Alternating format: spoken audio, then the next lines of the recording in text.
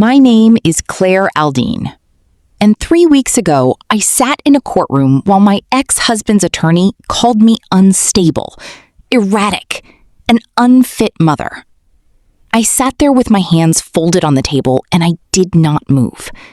Not because the words didn't hurt, because I already knew how this day was going to end. What Marcus didn't know was that the last witness on my list had sat at his family's dinner table for 20 years. She watched everything, and she chose the truth. Marcus and I were married for 4 years. Our daughter Nora came 18 months in. 7 pounds, 2 ounces, brown eyes that tracked every light in the room like she was studying the world before she'd even named it. I went back to work at 11 weeks, paralegal at a family law firm. Marcus handled 2 drop-offs a week. His younger sister Sylvie helped on the other days. Nursing student, quiet, always at my kitchen table with her textbooks while Nora played on the rug. Sylvie didn't say much, but she noticed everything. The marriage pulled apart slowly. Marcus wanted to relocate to Phoenix for a business opportunity. I said no. My job was here. Nora's doctor was here. My mother, 2 towns over, was 68 and lived alone. He said I was holding him back. I said I was holding our family together. 4 months of couples counseling. Then he stopped going. I kept going alone. By the time Nora turned 3, we were done. The divorce papers arrived on a Tuesday. I signed for the envelope with one hand while getting Nora into her yellow raincoat with the other. I wasn't surprised. I was tired. What I didn't expect was what came with the filing. My attorney Patricia called that afternoon. Claire, Marcus is requesting sole physical custody of Nora. I sat down on the kitchen floor. On what grounds? He's filed a declaration, 16 pages, 18 months of documented incidents. He's calling you emotionally unstable and unavailable. 18 months. He had been keeping a journal for a year and a half, writing down moments, selecting them, building a case while I thought we were just 2 people surviving a difficult year. I read every page that night. Every entry was technically accurate. That was the cruelest part. He hadn't invented anything. He had just curated. January 14th, Claire raised her voice in front of Nora. Nora began to cry. What he left out? He had just told me he spent our emergency savings on a Phoenix deposit without telling me. I raised my voice once, for 40 seconds. Then I took Nora to her room and read her 3 books until she fell asleep. March 3rd. Claire failed to pick Nora up from daycare on time. What he left out?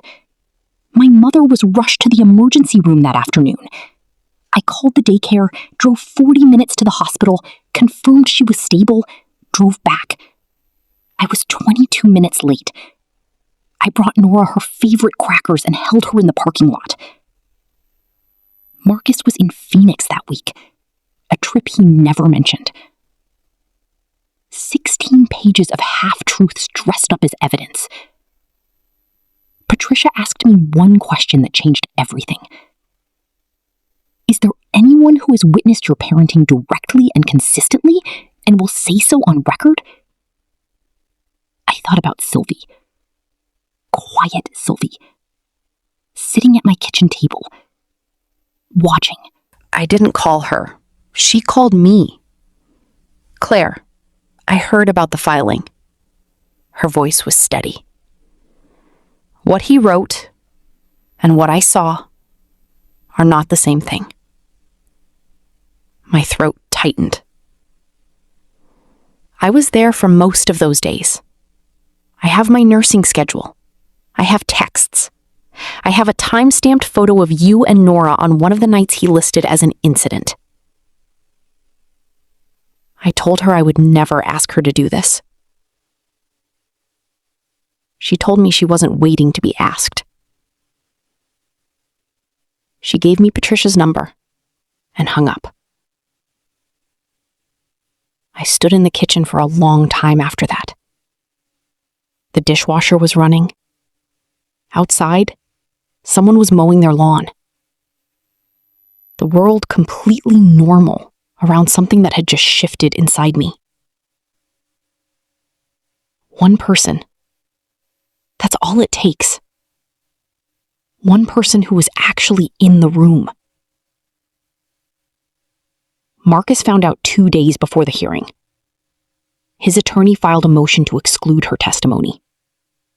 Conflict of interest. Family member with bias. Patricia filed the response. Sylvie was a licensed nursing student with clinical training in child development. She had been physically present on 14 of the 18 days Marcus cited. The motion was denied.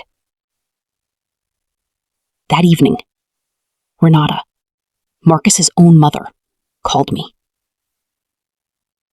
"I didn't know about the journal," she said quietly. "And Sylvie is doing what she thinks is right." A pause. "I think she is right." She hung up before I could respond. Thursday morning, November. Gray sky, cold that settled in the bones. I wore my navy blazer and my grandmother's pearl earrings. Patricia told me to look like myself, not a performance of myself. Marcus testified for 40 minutes. Calm. Practiced. He referenced every journal entry by date. He spoke about Nora with the careful tenderness of a man who had rehearsed his tenderness. Patricia cross-examined him in 25 minutes. "Mr. Aldine, where were you on March 3rd? He blinked. "I believe I was in town." She slid his credit card records across the table. "Hotel, Phoenix, Arizona, March 2nd through 5th. Does that refresh your memory?" Silence. "So on the day you documented your wife's late daycare pickup as evidence of instability, you were in another state, without telling her." He had no answer. Then Sylvie took the stand. She stated her name, her credentials, the dates she had been present. Then Patricia asked her one question. "In your observation, what did you witness regarding Claire's parenting of Nora?" Sylvie looked directly at the judge. "I witnessed a mother managing significant stress with remarkable consistency. I saw her comfort her daughter after a difficult evening. I saw her return from a family emergency, still shaken, and immediately redirect her full attention to her child." She paused. "I never once observed anything that raised a concern about Nora's safety. Not once." The courtroom was quiet. Marcus stared at the table. Judge Keene took a 30-minute recess. When she returned, she read the ruling without looking up. Joint legal custody.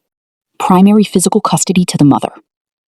Then she looked at Marcus over her glasses. "Mr. Aldine, documentation is only as credible as the context it omits." This court noticed the omissions. In the hallway afterward, Sylvie came out with her coat over her arm, and the expression of someone who had done something hard and was completely at peace with it. I hugged her. We didn't say much. We didn't need to. That evening, I called Renata. She asked how Nora was. I told her Nora had just knocked over a block tower on purpose, because apparently that was funnier than keeping it standing. Renata laughed. A real laugh, the kind from before everything got complicated. Marcus and I do drop-offs in the daycare parking lot now. It isn't warm, but it's functional. And for Nora, functional is everything. Sylvie finished her nursing degree in the spring. Pediatric care. Nobody who knows her is surprised. I still work at Greystone Family Law. I know what 18 months of documentation looks like, and what it leaves out. I know what a courtroom feels like when the truth is the last witness standing. I didn't win because I was perfect. I raised my voice once. I was 22 minutes late on the worst afternoon of my year. I ate dinner standing over the sink more times than I can count. I won because I kept going, and because one quiet, steady, paying attention person decided that what she had seen mattered more than the family dinner she'd have to sit through afterward. You don't need an army. You need one person who was actually in the room. If someone showed up for you when they didn't have to, when it cost them something real, tell me about them in the comments. They deserve to be remembered. If this story stayed with you, share it with someone who needs to hear it tonight. I'll see you in the next one.